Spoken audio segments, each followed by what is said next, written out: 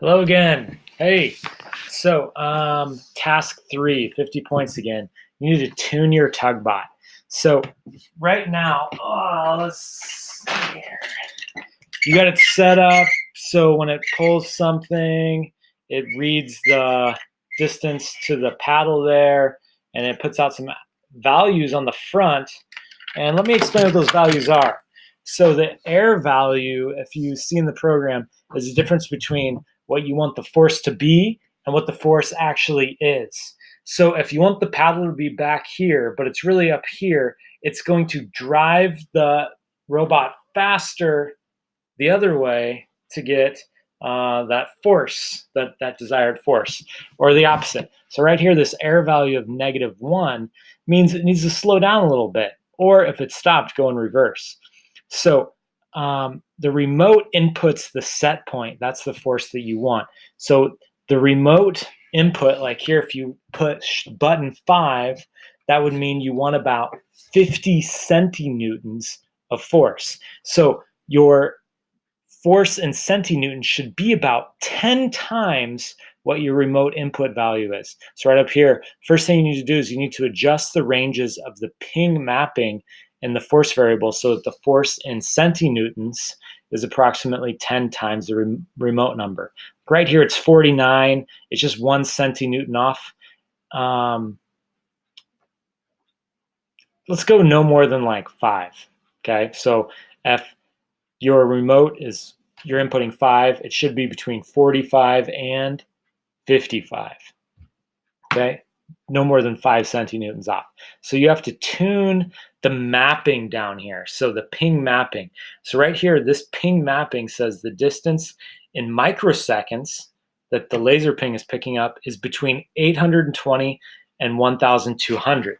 Now what that means is on the laser ping here, this is reading 820 milliseconds to get the signal back, and then way out here is 1200. And then the program then is rescaling that to from 0 to 100. So it makes 820 0, and it makes 1200 100. And if they're ranges outside of that, it will just scale them accordingly. Could make them negative, could make them more than 100. It's just linear. Okay, it's a linear mapping. So you need to change either your I would change this range over here. So change your 820 to 120. You need to figure out what your ping microseconds are, and you'll know it's right when you input a remote value and they're within 5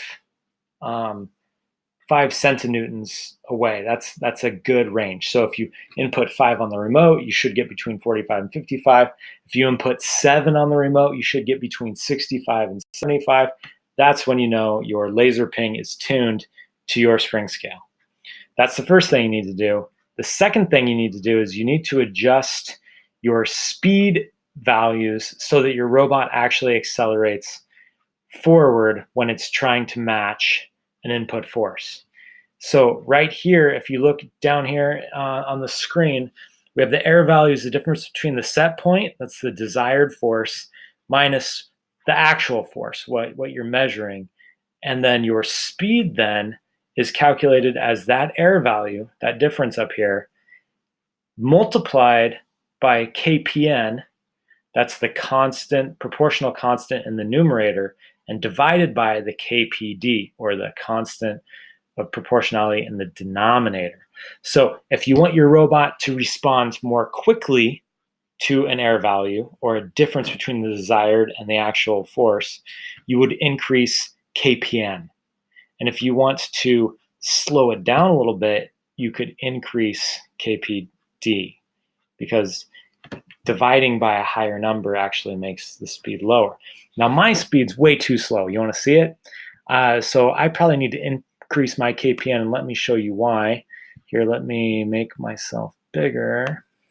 Okay. Welcome to our home. So let's see here. You can see it. Can you see it down here on the floor? Yes. Okay. So let's come around the front, unplug.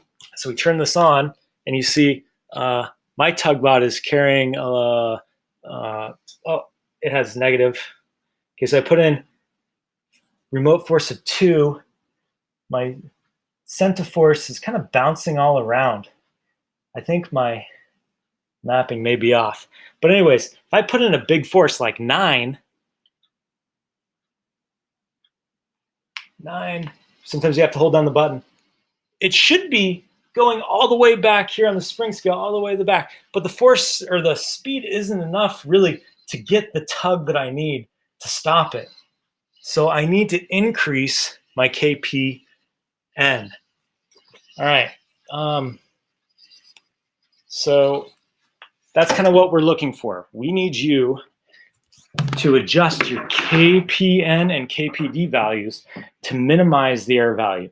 That means you want to quickly match up the set point force, that desired force, to what you're actually measuring the force to be using the laser ping. And the way to reduce the error value is to increase the speed, so increase the KPN. Now, this variable is set up at the top of your program. You have to go and find it. And I would recommend increasing it. Right now, this is 1 and this is 2, but this program was created using a different spring scale, one that went all the way up to 2.5 newtons. So 2.5 times more strong. Yeah, I think that's it. So have fun. Tune your Tugbot so that it accelerates.